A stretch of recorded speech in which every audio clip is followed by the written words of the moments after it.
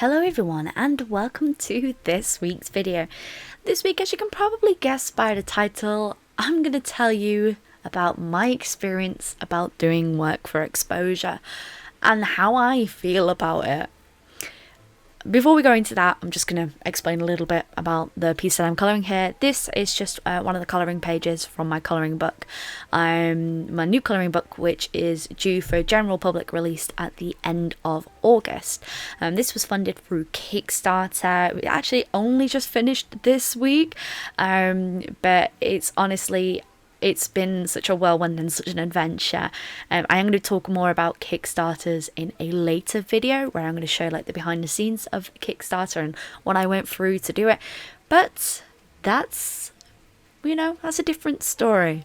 Right now we're going to talk about working for exposure. You've probably heard that term a lot or seen horror stories pop up on Twitter, Tumblr, Instagram, Reddit. You've probably seen lots of people go through different experiences and tell their stories about their experience of working for exposure. Now, there is different sides to working for exposure. There is charity work, which I have done quite a bit of in the past. There's fundraising, there's helping for a good cause, there's helping a friend out. There is, you are helping one person and they are helping you out, trading goods for goods. There is that side of exposure, and that is a very different experience in total. You're getting something out of that. You are getting a return in favour. You are getting like for like, so to speak. And that can also be slightly complicated as well, because you want to work smart.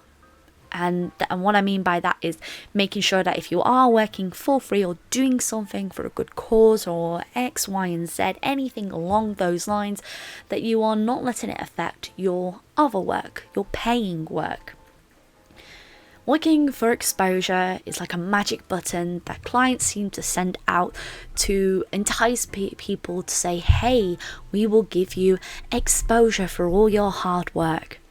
And see it pop up all the time in competitions where big name companies, and still surprisingly to this day, they still do it.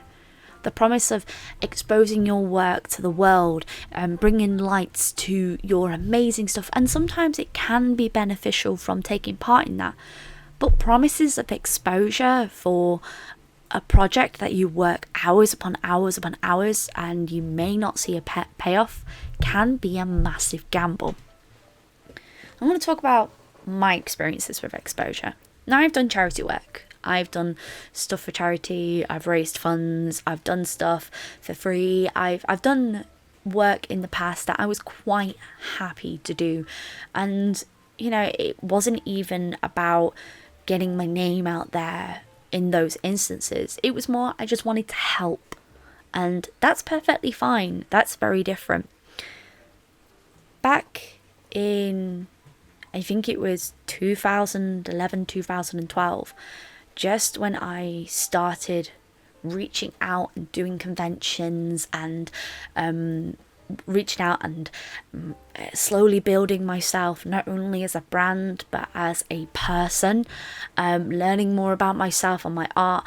I did a lot of work for that magical word, exposure. Now, it's different in a way because social media was sort of like rising. You're talking early 2012. It still was a fairly new thing that a lot of people were still learning.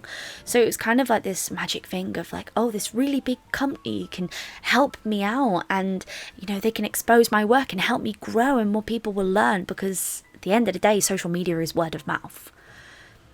I was approached by a specific company, and I'm not going to name them because, at the end of the day, I still enjoyed the work that I did, but it just got too stressful for me.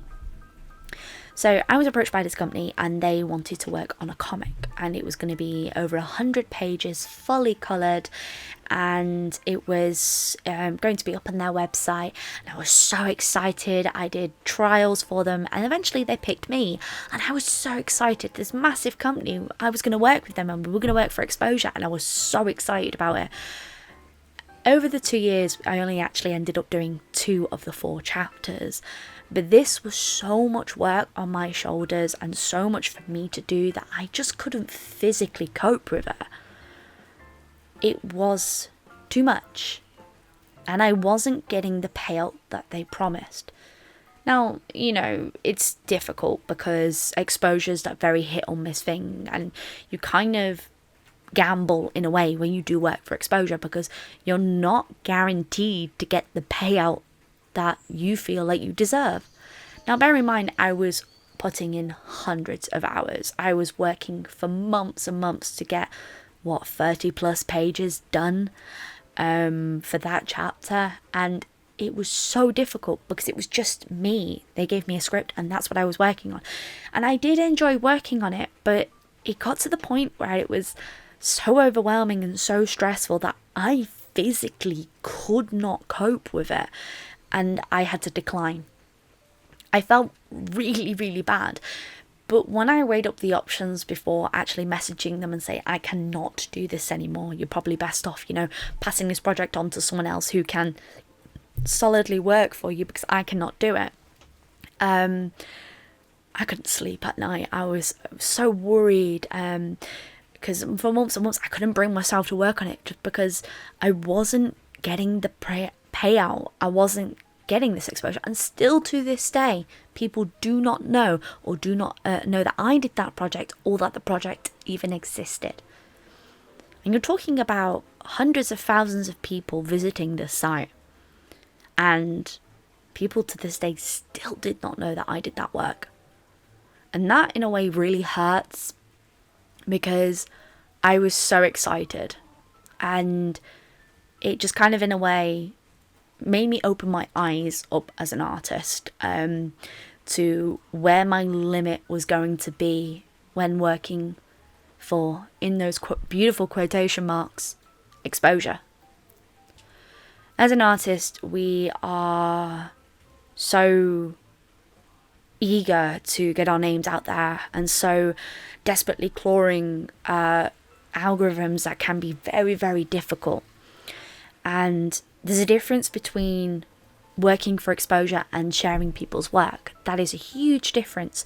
But then there's people like go up and go, oh, if you do me this banner, I will put your name on it, and you know, you won't get paid, but you'll get exposure. Now, doing stuff like that for a friend is absolutely fine. Maybe the odd 1 or 2 things, you know, you could work on someone for.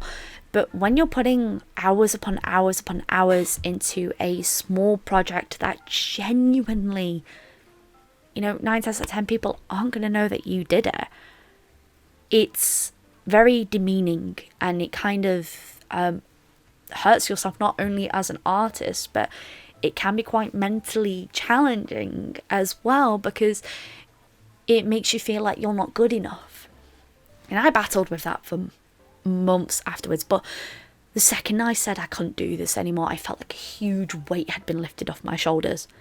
Because bear in mind, I was working for hundreds upon hundreds of hours just to work for exposure, and I always felt really bad because people just didn't know that I did that. And when I told people, people were like, oh, you did that? And I was like, yeah, I did that. And they were like, oh, I didn't even know. And that kind of just really upset me, because, you know, I worked hard on that. I worked really, really hard on that, and no one knew that I did that. And it just really upset me. Bear in mind, this is like very early stages of me wanting to branch out, to want to be a full-time illustrator, to want to do all these things and really work hard, collaborate with people and do a project together. I was so excited, but it just really hurt that no one knew that I did that. And you're not entitled to have everyone know that you've done things. Like, there's still things that are out there now that you don't know what illustrator has worked on it, you don't know who has worked on certain things. But now, thanks to a lot of rises of social media and people being a little bit more vocal about what projects they worked on, and NDRs being a little bit more loose, letting the artist showcase, say, hey, I worked on this project after the project's been done, or after or little sneak peeks to get people hyped about the project. That's really nice to see, but it was just such an eye-opener for me. After that, I stopped doing a lot of work for exposure. I've done work for people. I've done it like slightly cheaper, like friends and family, people that I've known have like taken work on slightly cheaper, because I don't mind doing that. And I have done a lot of work for free, and it just gets to that point of you can only do so much, not only as a person, but as an artist as well. There's only so many pieces of your metaphorical pie you can give away to feed others before you feed yourself, so to speak. And it's a lesson I think a lot of artists do go through, but it's learning where your value lies as an artist, where you say, actually, no, I feel like I need to be paid for this project. This is a horror story I see a lot of the time in the community, and I think it's something that we should talk about more. It's something that we should talk about, because art, at the end of the day, is everywhere. It's in flyers, it's in brochures, it's on newspapers, it's on the internet, everywhere you see. It's everything that you pick up, even the Coca-Cola can, someone designed that. So it feels like the credit should always be to the artist. Hopefully this little story time has been like a little bit helpful. Long story short, if you're going to do work for exposure, make sure you're getting the payout that you deserve for it and the amount of time that you put into it. Here's a little bit of features of some of the wonderful work that you guys have tagged me in this week. I cannot thank you enough. You're all such amazing people. If you want your work to be featured, just use the hashtag Stay Creative with Sophiralou. I try and feature as many as I can. I really hope you have enjoyed this video. If you're new, maybe subscribe to this channel. Comment down below if you've ever done work for exposure. And as always, folks, stay creative.